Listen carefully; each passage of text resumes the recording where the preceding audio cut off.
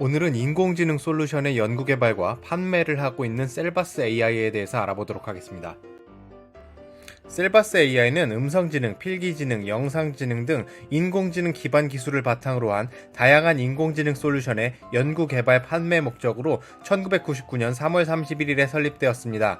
이후 2009년 12월 10일에 코스닥 시장에 상장했고 2016년 9월 9일에는 AI 사업의 역량 강화 및 기업 이미지 제고를 위해 상호를 디오텍에서 현재의 셀바스 AI로 변경했습니다.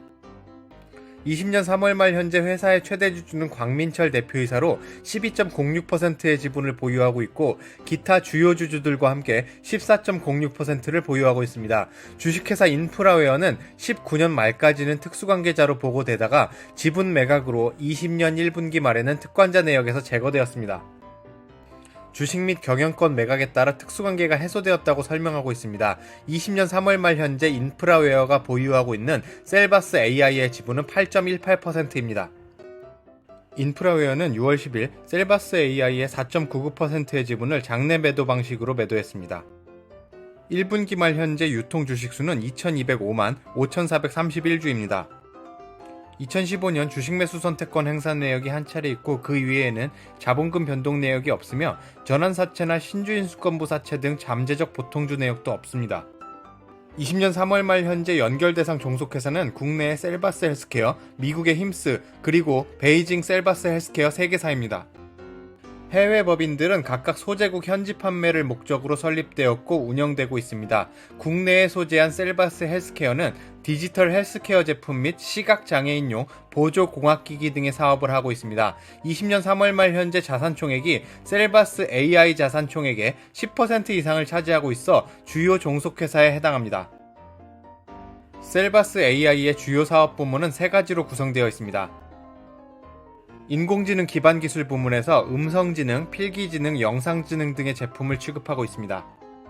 인공지능 응용 솔루션 부문에서는 주로 메디컬 또는 헬스케어 제품을 취급하고 있고 모바일 단말기용 전자사전 부문도 운영하고 있습니다. 주요 종속회사인 셀바스 헬스케어의 경우에는 형태가 있는 의료 진단기기와 보조공학기기 제품을 취급하고 있습니다. 아큐닉 브랜드로 최성분 분석기와 전자동 혈압기를 생산하고 있고 힘스 브랜드로 시각장애인이나 저시력 노인을 위한 제품을 생산하고 있습니다. 셀바스 AI에서는 인공지능 사업 부문의 경우에는 아직까지 신규 사업 분야라 시장 점유율을 산출하기에는 어려움이 있다고 설명하고 있고 힘스 사업 부문의 경우에는 국내 시장에서 셀바스 AI의 시장 점유율이 99% 이상이라고 합니다. 20년 1분기 동안 셀바스 AI의 연결 매출액은 78억 6천만원 수준이었는데 이 중 보조공학기기 힘스의 비중이 가장 큰 27억 5천만원 수준이었고 그 뒤를 잇는 것이 아큐닉 의료진단기기였으며 매출액 23억 원으로 29.3%를 기록했습니다. 인공지능 솔루션의 경우에는 20억 원의 매출액으로 25.6%의 비중을 차지했습니다.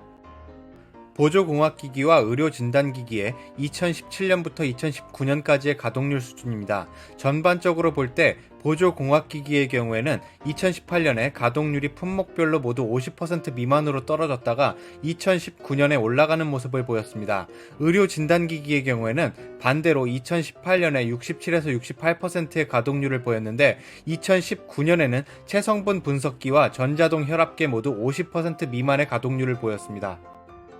2018년부터 20년 1분기까지의 수출 내수 매출 내역입니다. 추세를 보면 전체적으로 수출의 비중이 지속적으로 올라가는 것으로 보입니다. 2018년에 32.7%에 불과하던 수출 비중이 20년 1분기에는 39.3%까지 증가했습니다. 20년 1분기에는 영업손실이 발생했습니다. 영업이익률은 마이너스 31%인데 전년도 1분기에는 67.2%였으니 전년도보다는 상승한 수치이고 규모로도 전년도 1분기보다 25억 원 수준 손실폭이 적습니다. 영업비용의 지출 규모가 16.2%, 20억 원 수준 감소했습니다. 영업손실에도 불구하고 기타 이익이 75억 원 수준 발생했고 이로 인해서 법인세 비용 차감 전 순이익이 발생했고 당기순이익도 발생했습니다. 당기순이익률은 59.8%를 기록했습니다. 20년 1분기 영업비용 지출 내역을 보면 전체적으로 16.2% 감소했습니다. 매출원가 지출이 전년도 1분기에 비해 10억 원 수준 감소했고 대손상각비 환입, 경상연구개발비 지출 수준이 감소했습니다.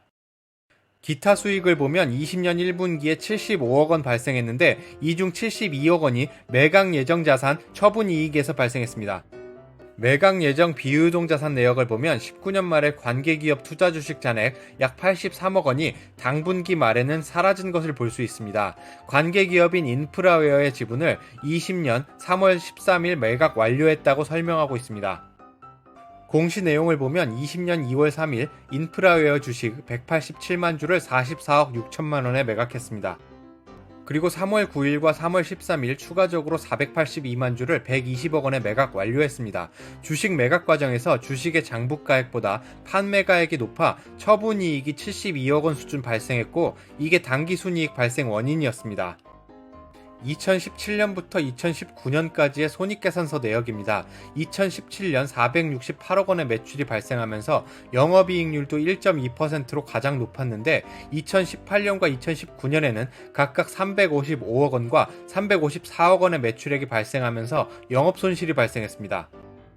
2018년에는 73억 원의 연구개발비를 지출했고 2019년에는 53억 원, 20년 1분기에는 9억 5천만 원 수준을 지출한 것을 확인할 수 있습니다. 매년 정부 보조금을 취득하고 있는데 또한 매년 매출액 대비 연구개발비 지출 비중이 감소하는 것도 확인할 수 있습니다. 회사가 자주 손실을 기록하는 경우에는 코스닥 시장 규정에 따라 몇 가지 요건들을 검토해야 매매거래 정지 등의 악재를 피할 수 있습니다. 먼저 자본 잠식 여부부터 보면 자본 잠식률이 50% 이상인 경우에는 매매거래가 정지될 수 있습니다. 2019년 말 현재 자본 잠식 내역은 없습니다. 코스닥 시장 상장 규정에 보면 제37조 매매거래의 정지와 관련한 규정이 나옵니다. 이 중 최근 3개의 사업연도 중 2개의 사업연도에 자기자본의 50%를 초과하는 법인세 비용 차감 전 손실이 발생하는 경우에는 관리 종목으로 지정되고 해당 종목의 매매거래가 정지되는 요건에 해당합니다. 또한 최근 4개의 사업연도에 연속으로 영업손실이 발생하는 경우에도 매매거래가 정지되는 요건에 해당합니다. 셀바스 AI는 2018년, 2019년에 영업손실을 기록했는데 2017년에는 영업손실 내역이 없습니다. 따라서 2020년과 2021년에 연속으로 영업손실이 발생하는 경우만 아니라고 하면 영업손실 규정으로 인해서 매매거래가 정지되는 경우는 없을 것으로 보입니다. 2018년에 자기자본의 50%를 초과하는 법인세 비용 차감 전 계속사업 손실이 발생했습니다. 따라서 19년 또는 20년 중 한 해에 이런 손실이 한 번만 더 발생하면 매매거래가 정지되게 됩니다. 이미 지나간 연도인 2019년에는 자기자본의 21.4%에 해당하는 수준의 손실만 발생했으니 2020년에 손실이 나는 경우 손실 규모에 대한 모니터링이 필요합니다. 전반적으로 유동성이나 안정성 측면에서 재무 비율이 개선됐습니다. 2019년 말에는 유동성은 아슬아슬한 상황이었는데 20년 1분기 동안에는 유동 비율과 당좌 비율이 100%를 초과하는 상황이라 양호한 편입니다. 부채 비율과 자기자본 비율은 2019년 말에는 부채 비율이 100%를 초과하고 이에 따라서 자기자본 비율이 50% 미만이었던 상황입니다. 20년 1분기 부채의 상환과 함께 안정성 측면에서도 개선된 모습을 보이고 있습니다만 아직까지는 지속적으로 관리가 필요한 상황입니다. 검토 요약하겠습니다. 셀바스 AI의 경우에는 과거 기간 동안 대부분 손실이 발생하거나 수익성이 저조했는데 원인은 매출의 절대적인 규모가 적어서 즉 손익분기점 수준까지 발생하지 못했기 때문입니다. 2018년과 2019년의 가동률을 보아도 저조한 수준이고 2017년처럼 매출액이 증가한 경우에는 낮은 수준이지만 영업이익이 발생하기도 했습니다. 향후 시장이 발달하면서 매출이 늘어나면 이익 수준이 따라서 증가할 것으로 예상하므로 매출액 규모 수준에 대한 모니터링이 필요합니다. 분기별로 적어도 매출액 100억 원 수준은 넘어야 영업이익이 발생할 수 있는 구조를 가지고 있는 것으로 보입니다. 2018년에는 자기자본의 50%를 초과하는 수준의 법인세 비용 차감 전 계속사업 손실이 발생했습니다. 연속하는 3개 사업연도 중 2개의 사업연도에 이런 손실이 발생하는 경우에는 매매거래가 정지될 수 있는데 2019년에는 손실이 발생하기는 했지만 자기자본의 50%를 초과하지는 않습니다. 20년 1분기 동안 관계회사인 인프라웨어의 지분을 매각하면서 큰 규모의 기타 이익이 발생했고 따라서 이미 법인세 비용 차감 전 계속사업 이익이 47억 원 수준 발생했습니다. 이로 인해서 2020년에는 자기 자본의 50%를 초과하는 법인세 비용 차감 전 계속사업 손실의 발생 가능성이 낮아졌고, 이 규정으로 인한 매매거래 정지 가능성도 낮아졌습니다. 2017년에는 영업이익이 발생했었는데 2018년, 2019년에 이어 20년 1분기에도 영업손실이 발생했습니다. 연속하는 4개의 사업연도에 영업손실이 발생하는 경우에는 매매거래 정지 가능성이 있습니다. 따라서 연속하는 4개년이니 20년과 21년에 연속해서 영업손실이 발생하는 경우에는 이런 악재가 발생할 수도 있습니다. 매년 감사보고서 발행 시점에 이런 상황이 벌어지곤 하는데 12월 말 법인의 감사보고서 발행은 대부분 3월 말이고, 회사는 감사 전 재무제표를 기준으로 2월 중으로 실적 발표를 하곤 합니다. 따라서 20년에도 만약 영업손실이 발생한다면 2021년에는 기말 실적 발표 시까지 면밀한 모니터링이 필요한 상황입니다.